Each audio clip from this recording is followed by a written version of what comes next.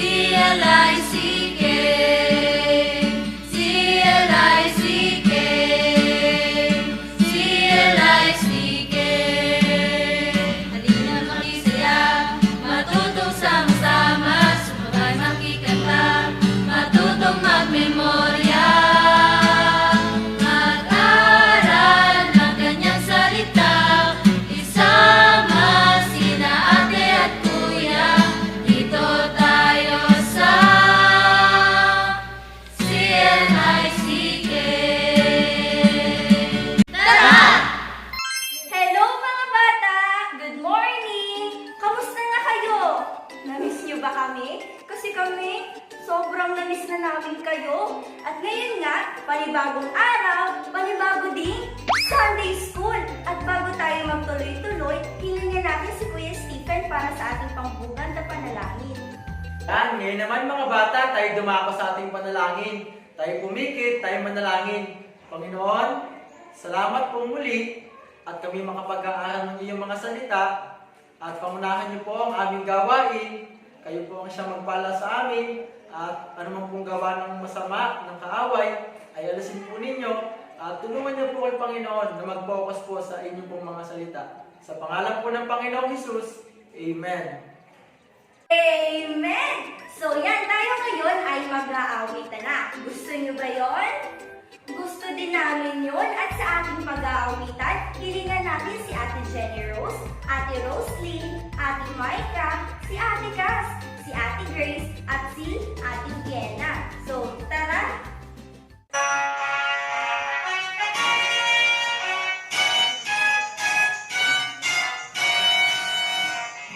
How did Moses cross the Red Sea?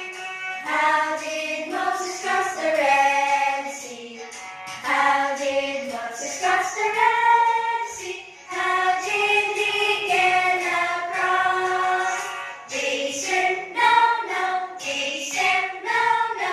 Did he climb? No, no, no, no. Did he walk? No, no. Did he run? No, no. How did he get across? God knew when it's when, ha, ha, ha, ha. He knew just enough, enough, enough, enough, enough. And through the sea, the lake of fire was how we got across. And through the sea, the lake of fire was how we got across.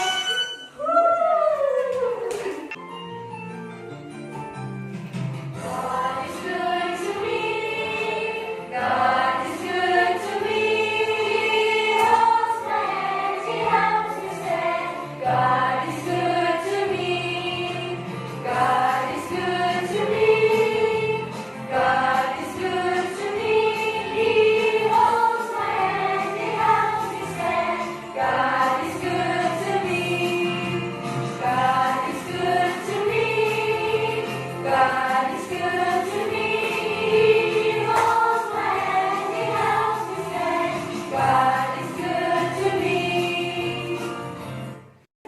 Ayan, ang galing naman nilang umawi. Ngayon, dadako na tayo sa ating pagsasaulo ng talata. Gusto niyo ba yon? Gusto ko rin yon. At sa ating pagsasaulo ng verse, ang mangunguna sa atin ay si Ate Chelly. Susundan niyo siya ha, dapat masasaulo natin yung verse. Hello kids! Ngayon naman ay magsasaulo tayo ng ating verse. Kung anong gagawin ko, ay gagawin niyo rin. So ang verse natin ngayon ay Exodus chapter 14, verse 14. Ulitin natin ha, Exodus chapter 14, verse 14. Isa pa uli, Exodus chapter 14, verse 14. The Lord shall fight for you, and He shall hold your peace. Uulitin natin ulit. The Lord shall fight for you, and He shall hold your peace.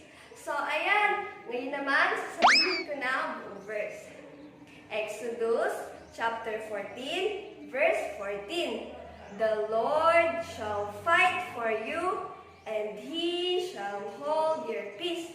O, ayan. Tapos na. Sauluhin niyo, ha?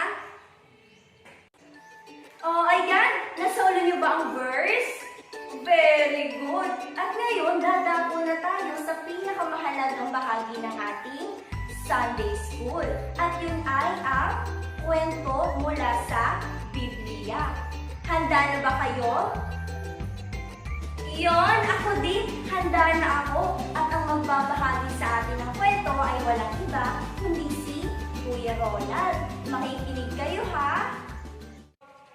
So yan mga bata, magandang umaga sa inyong lahat. At ngayon ay makikinig o mag-aaral na muli ng kwento mula sa Biblia. So ang ating pag-aaralan, pero bago pala yun, kilala niyo pa ba ako?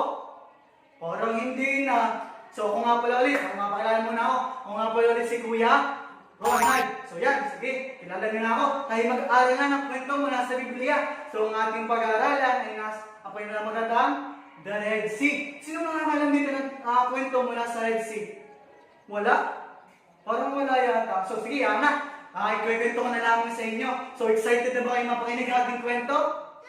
Yan, tama. Very good. So sige, tayo magsimula na. So, ang kwentong ito ay patungkol sa kay Moses at ang paglaya ng Israelites sa bayan ng Egypt. So sige, kwento na lang sa inyo. So ang Panginoon ay nagsalita kay Moses. Sinabi ng Panginoon kay Moses, Moses, pumunta ka sa bayan ng Egypt para sila'y ilabas o para sila'y alisin mula sa kamay ni Pharaoh. Bakit sinabi ng Panginoon na dapat alisin na ni Moses or ilabas ang mga Israelita sa lugar ng Egypt pagkat sila doon ay ginawang alipin. So sinabi ng Panginoon, Moses, pumunta ka doon at ilabas mo sila. So si Moses pumunta kay Pharaoh at sinabi ni Moses kay Pharaoh,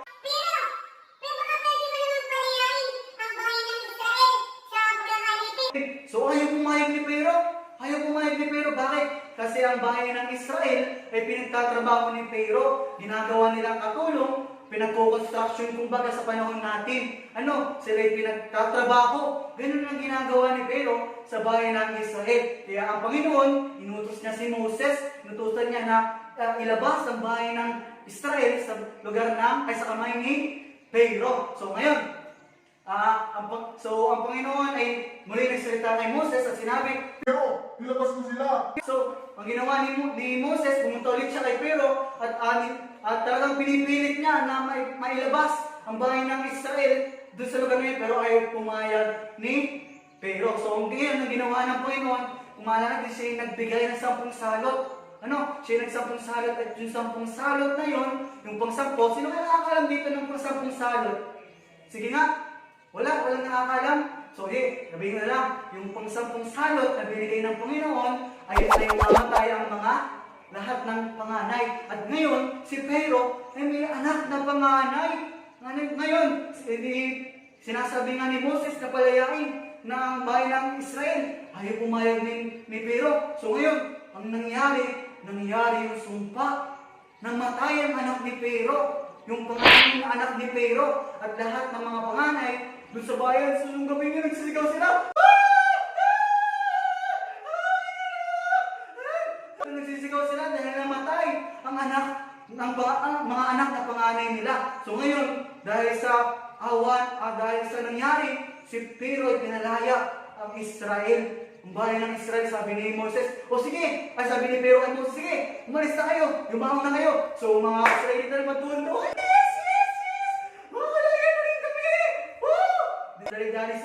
Dali-dali sila magpakain, nagalis sila, tatakbo na sila. Ngayon, sila ay naglakbay sa wilderness, sila ay nagpunta. At ngayon, sila ay, noong unang punta nila, ay hindi nila kasama ang ating Panginoon, hindi sila nagabayan ng ating Panginoon. At yun, pero sinabi ng Panginoon, bumalik kayo. At ang Panginoon, sa pagbalik nila, ay may bagong daan na pinatungo ang ating Panginoon. At sila ginabayan ng Panginoon, yun ay patungo sa tabi ng dagat, at yun ay ang Red Sea. So ngayon, habang sila pupunta sa lugar na yun, ngayon, si Pharaoh, dahil na namatay ang kanyang anak, siya ay medyo may galit pa rin. Siyempre, may galit siya. Ngayon, nangyari, may na-realize siya. Na-realize na bakit niya pinalaya ang bayan ng Israel. Sabi ni Pharaoh, bakit ko pinalaya ang bayan ng Israel? Wala na ngayon maglilingkod sa amin. Wala na ngayon magkukonstruction sa amin. Wala na tutulong sa amin. Wala na kaming aalapinin. So yun, sinabi ni Pharaoh. Ngayon, ang ginawa ni Pharaoh, dahil sa galit niya, ay tinipon niya yung kanyang mga karo, yung kanyang mga kawal. Nagtipon siya ng mga piling kawal at yun ay 600. Labing 600. Ilan nga tinipon ni Pero? 600, tama. Very good. So yan, tinipon ni Pero yung mga kawal, yung mga karo, yung mga piling pinuno para habulin. Sinabol nila. Habol sila. Habol. Nagdaling sila. Agad silang umalis. Hinabol nila sina Moses sila yung naglalakbay dun sa ilang. So dahil nga doon, hinahabol nila, ay ngayon, dahil sa talagang gusto nilang muling ibalik ang Egypt sa kanila para sila maging alipin ulit, ay naabutan ni na Pero, sina Moises, yung sa tabi ng daan, naabutan nila. Sabi nila, "Oy, balik kayo dito! Punta kayo dito! Aalipin ulit namin kayo!" Habol-habol nila si Moises. At ngayon, ang nangyari, nakita ni na Moises ng bahay ng Israel, mahalayo pa lang, tanaw na nila. Mga sinapiro, hinahabol tayo. Sabi, ngayon ang nangyari, natakot sila. Bakit sila natakot? Kasi dagat yung nasa paligid nila. Wala silang tatakbuhan. Ngayon, ang bahay ng Israel ay natakot at sila umiyak sa ating Panginoon. Umiyak sila at sinabi nila kay Moses, "Moses, bakit mo kami dinala sa lugar na ito? Upang kami ba'y patayin? Bakit wala pang libigan sa Ehipto?" Parang ang point ng mga Israelita, bakit sila dinala doon ni Moses?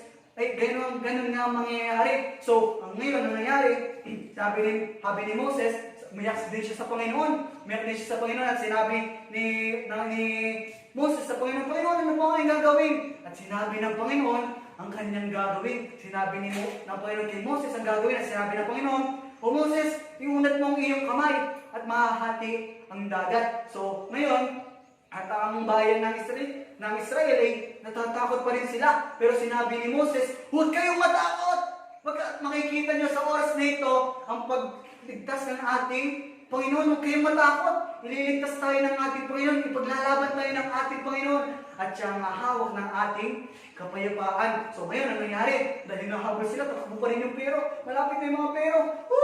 Dali-dali na sila. Ngayon, ang ginawa ni Moses, sinunod niya yung sinabi ng ating Panginoon.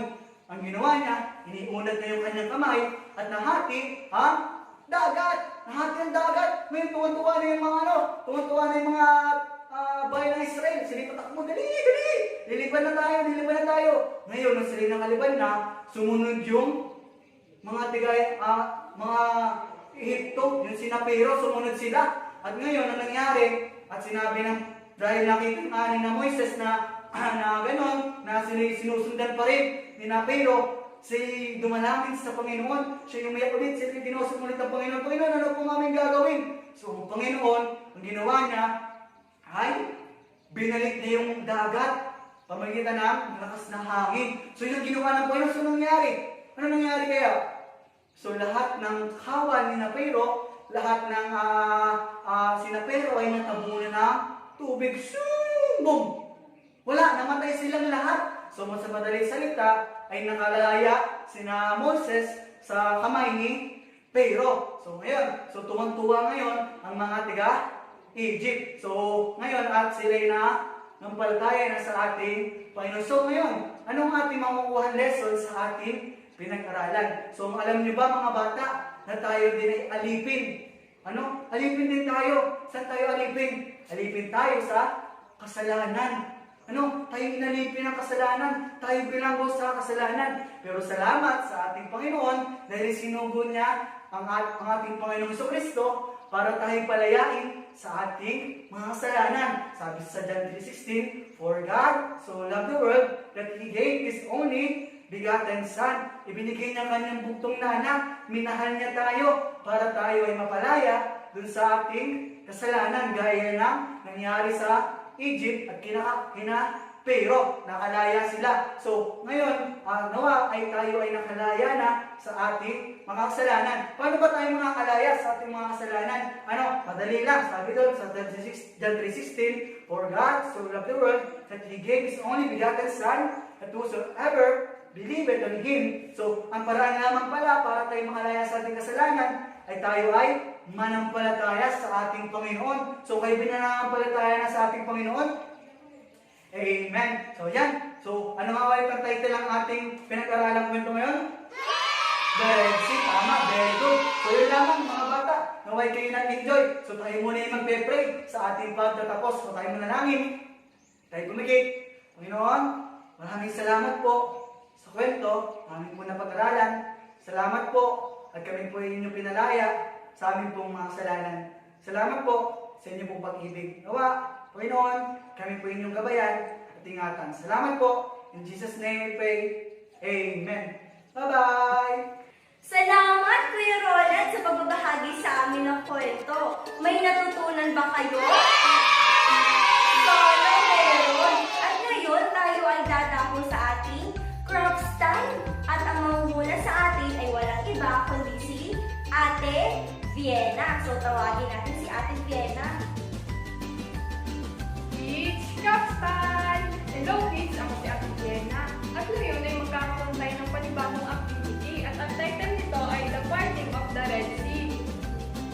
So sa activity na ito, kailangan nyo hanapin ng mga salita. So kung nahihirapan kayo, maaari nyo tawagin sina ate, kuya, mami at daddy. Nasagutan ko na ito. Ngunit hindi nyo pwedeng makita ang sagot. Dapat kayo ang magsasagot ito. Yun lamang, salamat! Nag-enjoy ba kayo sa ating crafts time? So, sana gawin natin ang ating activity. At sa ating pagtatapos, hilingin natin si Kuya Rafi sa ating closing prayer. Ayun, salamat sa Panginoon sa natapos natin gawain sa umagang ito.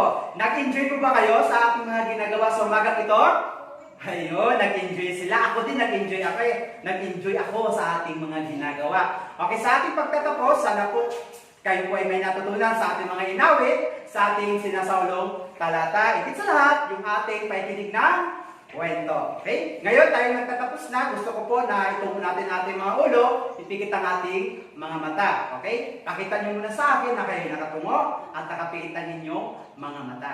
Ayun. Okay, tayo po manalangin. Aming Ama, Diyos na sa langit, Panginoon, salamat po sa umagang ito. Salamat po sa iyong mga salita na binahagi po sa amin. Nawa ito ay aming isang puso sa buhay upang may patuloy na lumago po, Panginoon, sa aming pananampalataya. Salamat po, Diyos, sa umagang ito. Ito po sa dalangin sa ngalan po ng Panginoong Yesus. Amen. Paalam! O, hanggang dito na lang muna tayo ngayon mga bata. Maraming salamat sa inyong panonood. Hanggang sa muli! Bye!